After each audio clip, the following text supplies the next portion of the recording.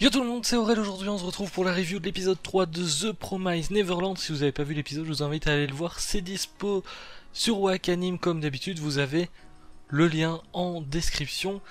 Et c'était un épisode assez intéressant tout de même parce qu'on apprend pas mal de choses et notamment à la fin on a une petite révélation on va dire qui va changer pas mal de choses. Alors notamment c'était un épisode assez intéressant parce qu'on apprend un petit peu des choses sur la nouvelle surveillante, donc Krone si je ne me trompe pas, hein. Je vous rappelle que Isabella avait découvert bien que Emma, Ray ainsi que Normand savait ce qui s'était passé avec Connie, donc elle a été bouffée par des démons et que du coup les enfants étaient livrés à des démons notamment, et du coup il y a une deuxième surveillante qui est arrivée. Alors c'est vrai que l'épisode était un petit peu plus calme on va dire parce qu'en fait les enfants, enfin en tout cas Emma, Ray et Normand réfléchissent toujours à une petite stratégie pour quitter l'orphelinat. Et aussi, ils réfléchissent un petit peu pour savoir est-ce que il y en a d'autres, est-ce que il y a quelque chose de spécial derrière le mur ou des choses comme ça. Et notamment, on a quelques petites réponses parce que Isabella à un moment donné est au téléphone avec des démons ou une autre personne en tout cas. Et notamment, on apprend que elle s'occupe de l'orphelinat niveau 3, enfin numéro 3 plutôt. Et apparemment, ça serait même le meilleur des orphelinats en soi, c'est elle qui fournit les enfants de meilleure qualité. Alors notamment épisode très intéressant parce que à un moment donné on a Emma, Ray et Normand qui décident d'organiser un loup tout simplement, donc le jeu d'enfant loup comme nous on peut jouer quand on est enfant, sauf que un petit peu différent parce que c'est surtout fait pour entraîner justement les enfants parce qu'ils peuvent pas non plus dire aux enfants oui regardez ce qui se passe quand il y a un enfant qui est pris et qui quitte l'orphelinat, il se passe ceci, il se passe cela.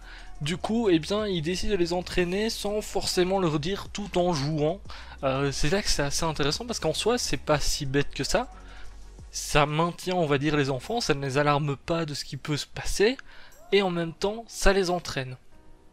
Alors du côté de Krone par contre, on apprend plusieurs choses. Donc déjà, en soi, elle veut doubler Isabella. Alors c'est assez important de savoir ça parce que ça veut dire que oui, elle est collègue avec Isabella, mais si elle peut doubler Isabella, elle le fera. Donc pour ça, elle va essayer de trouver quels sont les enfants justement qui connaissent le secret pour tout simplement informer les hauts placés, on va dire, et faire quelque chose d'eux avant qu'il se passe des bricoles tout simplement. Donc Krone en soi, effectivement, elle aide Isabella, mais elle peut la doubler à n'importe quel moment ou la mettre à l'envers tout simplement.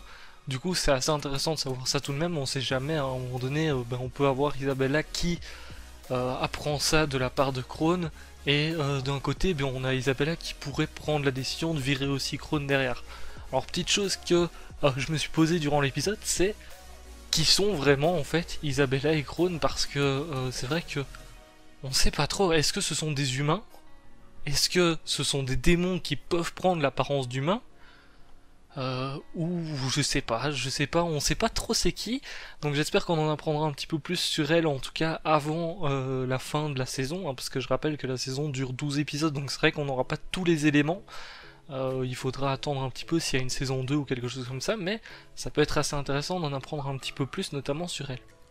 Alors du côté d'Emma, Ray et Normand, ils réfléchissent un petit peu à tout ça et puis au final ils se rendent compte que les enfants ont certainement une puce, donc ils recherchent un petit peu où est-ce que c'est, et apparemment la puce serait derrière l'oreille ou en tout cas près de l'oreille. Alors on sait pas trop à quoi exactement sert la puce, est-ce qu'elle s'active quand un enfant meurt ou quelque chose comme ça, ou quand il fait vraiment une grosse bêtise, on sait pas trop, c'est assez mystérieux on va dire.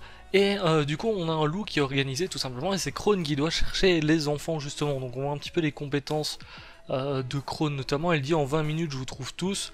Là on a tous les enfants qui vont se cacher, ils utilisent un petit peu les petites méthodes que Emma, Ray et Normand leur a apprises justement. Bon, ça fait un petit entraînement en conditions réelles j'ai envie de dire, sauf que ils se rendent bien compte que Krone est très très forte. On voit d'ailleurs ses compétences, elle court, elle fait tout, elle est aussi dynamique qu'un enfant en soi, c'est ça qui est très très bizarre, on voit qu'elle est bien entraînée et tout justement à s'occuper des enfants.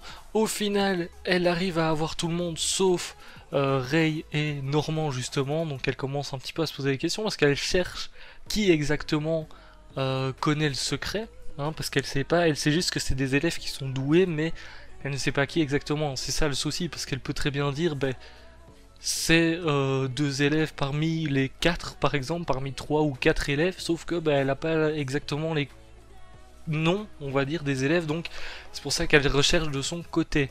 Fin d'épisode, au final, on a Rey, Normand et Emma qui se rendent compte que, eh bien, il y a très certainement un intrus parmi les enfants. Il y aura un 3e surveillant, tout simplement. Donc c'est vraiment très bizarre du coup, parce que ça veut dire qu'ils peuvent même pas avoir confiance en leurs potes. Ça veut dire qu'il y a quelqu'un qui joue la comédie tout simplement depuis le début parmi les enfants tout simplement. Donc c'est assez bizarre, surtout qu'un enfant qui est allié au final avec les surveillantes, qui livre les enfants justement aux démons pour qu'ils se fassent bouffer. Bon, à partir de ce moment-là, c'est vrai qu'on peut se dire que c'est très bizarre, mais ça met un petit peu de suspense. Bon, pour moi, c'est la fille aux lunettes là, parce que pendant tout l'épisode, on l'a vu, elle était très bizarre. Et du coup, j'ai l'impression que c'est elle, mais en même temps, je me dis que c'est trop facile. Genre, c'est trop facile que ça soit elle, parce qu'ils l'ont tellement montré et tout dans cet épisode-ci, je sais plus son nom, je suis désolé, que d'un côté je me dis que c'est elle parce qu'elle est bizarre, mais d'un autre côté je me dis que c'est beaucoup trop facile que ça soit elle, du coup parce que c'est celle qui a l'air d'être hyper proche d'Emma justement. Donc je sais pas, c'est vraiment très bizarre, parce que je pense qu'elle pourrait justement avoir beaucoup d'informations d'Emma, et puis au final elle reste là, et t'as l'impression quand même qu'elle veut l'aider, donc je sais pas, c'est quand même assez bizarre cette histoire. J'attends de voir justement qui est-ce que ce sera au final, et s'il y a vraiment un enfant taupe, on va dire, parmi les autres. On verra bien. En tout cas, épisode assez intéressant. Je sais pas ce que vous en avez pensé, n'hésitez pas à le mettre de toute manière en commentaire comme d'habitude, et à comparer par rapport au manga pour ceux qui lisent le manga. Sur ce, je vous laisse là pour cette petite vidéo review.